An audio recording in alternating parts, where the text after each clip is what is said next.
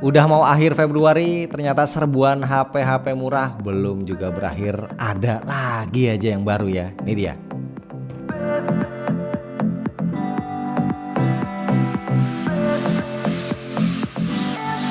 Bismillah, alhamdulillah kita ketemu lagi bareng gua Romi. Yes, gua cukup salut sama Transsion Group ya. Ini rombongannya ada Tecno, ada Infinix, ada Itel. Itu nggak capek-capek ngegempur pasar smartphone kelas entry di Indonesia dengan handphone-handphone murahnya. Jadi awal Januari kemarin kita udah dapet Tecno Spark 20 series, ada 20 dan 20C. Ternyata di akhir Februari ini nongol lagi Spark 20 Pro dan 20 Pro Plus. Jadi kayak nyimpen senjata andalan gitu ya, nongolnya belakangan nih. Nah, seperti biasa ya, kalau untuk boxnya dia nggak ada gambar handphonenya, jadi warna putih aja dengan kombinasi warna orange.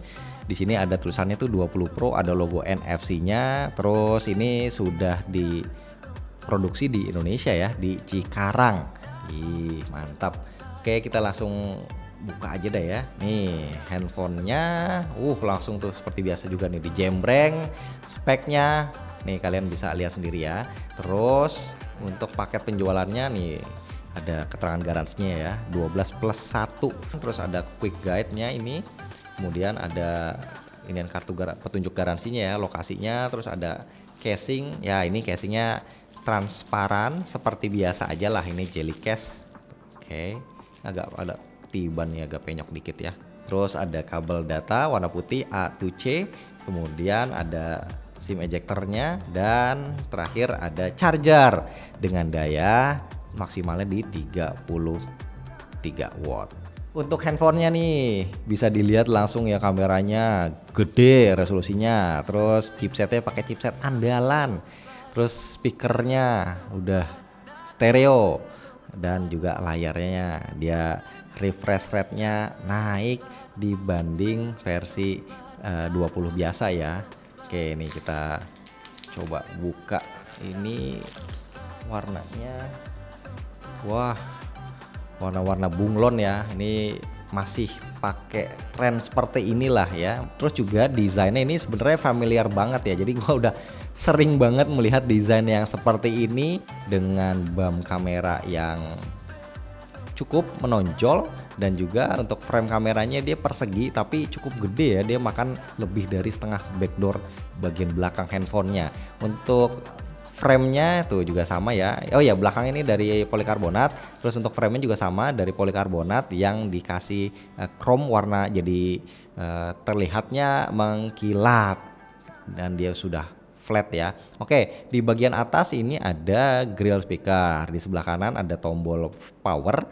Ini nyatu dengan fingerprint ya, karena diceper tombolnya. Terus juga ada tombol volume yang sebenarnya size-nya nggak terlalu gede dan cukup tipis tombolnya. Terus di bagian bawah ada grill speaker lagi. Kemudian ada port USB-C. Terus ada mikrofon dan ada jack audio. Terus juga ada SIM card ya. Ini bisa menampung micro SD tapi hybrid. Nah, ini sambil gua nyalain first bootnya sekalian ya, untuk experience pakai handphone ini, megangnya ini nggak terlalu berat ya, di bawah 200 gram untuk bobotnya. Tapi dibanding Spark 20 yang biasa dia agak sedikit lebih gede karena dimensi layarnya juga naik. Nih sudah selesai bootingnya, jadi langsung disambut dengan welcome to iOS versi 13.5.0.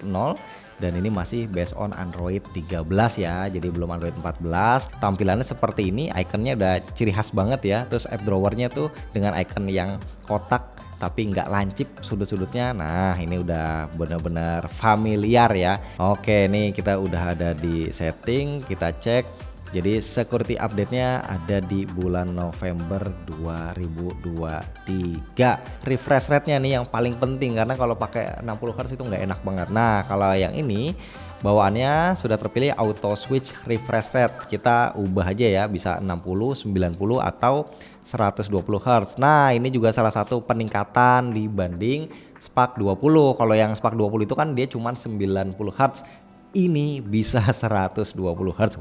Mantep banget ya. Terus ada fitur juga nih, keep screen on. Jadi kalau kita ngedetect mandangin layarnya, dia bisa mendeteksi ya, bisa tahu. Jadi layar itu tetap nyala gitu. Terus ada fitur eye care juga nih biar agak-agak kuning jadi mata kita nggak cepat capek, bisa ganti color temperatur juga, cool atau ke warm. Terus ultra touch nih buat ningkatin responsivitas dan juga animasi ketika kita swipe layarnya ya. Terus juga satu lagi nih yang nggak bosan-bosan gua kasih lihat, ada personalisasinya nih, kayak temanya aja. Ini pilihannya banyak loh dan rata-rata gratis ya, bisa pilih sesuka hati. Kemudian wallpapernya tuh ada AI wallpaper generator loh, bisa milih wallpaper ya, dipilihin AI, jadi kita nggak akan bosan ngelihat home screen handphone kita itu wallpapernya bisa diganti. Cakep-cakep tuh, ada game, ada cyberpunk, temanya tuh banyak ya, tinggal pilih aja. Nah sekarang kita lihat bloatware-nya. Nah ini jumlahnya lebih sedikit dibanding kompetitor kayak Oppo, Realme ya. Ini bloatware-nya ya paling cuma 5 aja ya, dan bisa langsung dihapus kalau kita nggak suka. Dan gue juga udah install Antutu Benchmark, langsung aja nih gue spill skornya tuh ya. Ini Antutu Benchmark versi 10.2.1 dengan skor totalnya 410.000 poin dengan rinciannya, CPU skornya 132.000 poin dan GPU-nya 51.000 poin. Jadi ini memang ada peningkatan dibanding Spark 20 biasa. Dia kalau nggak salah pakai Helio G85 12 nanometer. Nah ini udah pakai Helio G99. Berkali-kali gue bilang ini adalah chipset legend yang biasa dipakai untuk menanganin game-game yang termasuk lumayan berat ya. Dia udah 6 nanometer. Terus GPU-nya Mali G57 MC2.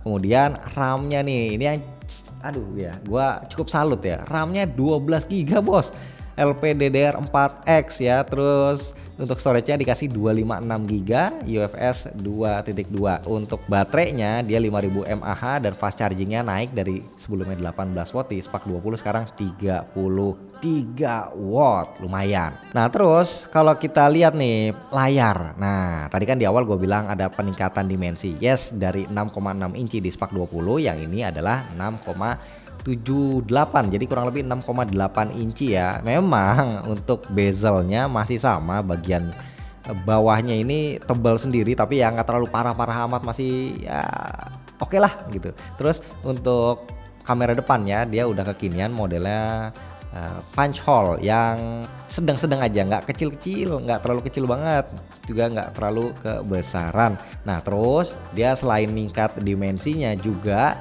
ningkat resolusi, yang tadinya 720p ini sudah Full HD Plus, dan tentu aja jangan lupa dia udah 120 Hz. Sekarang kita coba speakernya, tapi sekalian gue coba buat ngetik. Nah ini vibrate-nya ya termasuk cukup berasa banget sih ya, agak-agak cenderung agak kasar sedikit. Oke, untuk speakernya nih kita tes ya pakai NCS, kita langsung dengerin aja.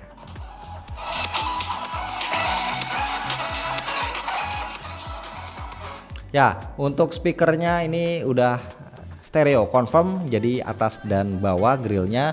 Kemudian dia sebenarnya ada fitur ya 400% big stereo speaker, kurang lebih kayak gitu. Tapi sebenarnya menurut gua ini memang lantang, cuman ya nggak sampai yang lantangnya kencong banget gitu ya. Dan enaknya dia di volume maksimalnya aman ya, nggak kedengeran pecah, padahal ini musiknya kencang loh, keras.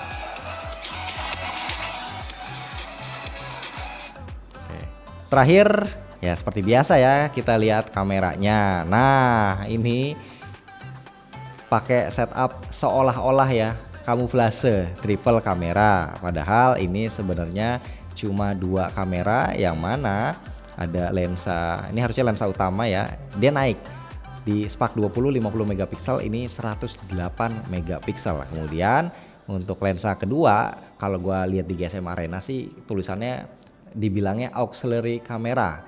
Resolusinya mau tahu berapa? Luar biasa, 0,08 megapiksel. Harusnya ya gue nggak tahu dah yang ini atau yang ini, dan gue juga nggak tahu sebenarnya ini lensa berfungsi atau enggak. Jadi antara dua inilah ya, yang mana yang 0,08 atau yang satu lagi cuma lensa hiasan. Oke, kita langsung lihat aja untuk interface-nya. Ya seperti ini. Oh ini dia. Jadi untuk AI cam-nya alias mode autonya, dia punya pilihan 1 kali atau 2 kali zoom. Kemudian ada mode lain video, juga sama ya, video bisa 1 kali atau 2 kali digital zoom. Kemudian terus juga nih videonya bisa bokeh loh, bisa atur-atur aperturnya nice juga. Terus bisa ada mode beauty-nya nih di video, cakep buat ngevlog, buat apa namanya nge-shoot muka orang, jadi terutama cewek-cewek ya, itu jadi terlihat lebih pede lah. Kemudian seperti biasa nih ada mode film di mana disediain template-nya untuk bikin short video. Kemudian mode portrait. Nah, portraitnya ini bisa ganti-ganti aperture, kemudian bisa juga ada beauty-nya juga ya, termasuk slim body. Jadi kalau kita motret badan itu juga bisa dikurusin, nggak cuma muka aja, luar biasa.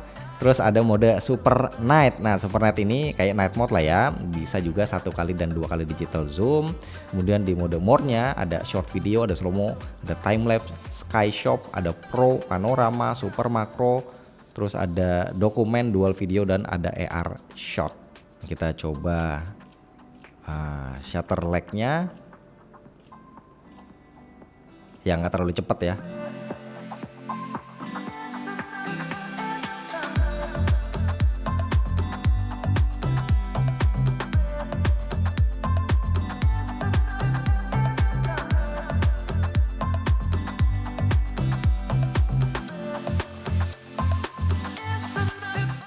Oke, kita lagi coba perekaman video kamera utama dari Technospark 20 Pro. Ini di resolusi Full HD 60 fps. Ini siang bolong ya, jam 12. Panas ya, terik, dan awannya tuh kelihatan banget tuh ya. Oke, kita jalan. Dan sekarang kita lari tipis-tipis. Oke, kalau yang ini kita ganti ke 2K 30 fps alias resolusi tertingginya. Cuma kalau dilihat dari viewfinder memang ini masih cukup shaky ya, guncangan, karena memang tidak ada fitur stabilizernya. Oke. Ya, itu dia tadi kita sudah unboxing dan juga first impression tipis-tipis untuk Technospark 20 yang versi Pro. Nanti akan ada lagi nyusul yang versi Pro Plus. Nah, untuk harga ya gua belum dapat bocorannya, tapi untuk ketersediaannya ada di akhir Februari atau awal Maret ya, itu mulai dijual. Menurut gua ya, kesimpulannya dari percobaan yang baru sebentar ini bisa gue bilang memang peningkatannya cukup terasa dibanding Spark 20 ya, apalagi yang 20C itu jauh lah. Kalau yang dibanding 20 aja lumayan berasa karena ada peningkatan chipset, dia udah pakai Helio G99, RAM-nya ini juga udah 12 GB ya bawaannya ya, maksudnya RAM fisiknya 12 GB, storage-nya 256, terus baterainya masih sama 5000 tapi pengisian dayanya naik ya dari 18 sekarang udah 33 watt, terus layar juga dia udah naik lebih lega 6,8 inci, resolusinya juga udah Full HD Plus, dan refresh rate-nya ini udah 120 Hz. Jadi ini bisa dibilang bukan handphone yang ecek-ecek ya, dan buat para penggemar handphonenya Transsion bolehlah silakan diburu, nanti linknya gue taruh di deskripsi.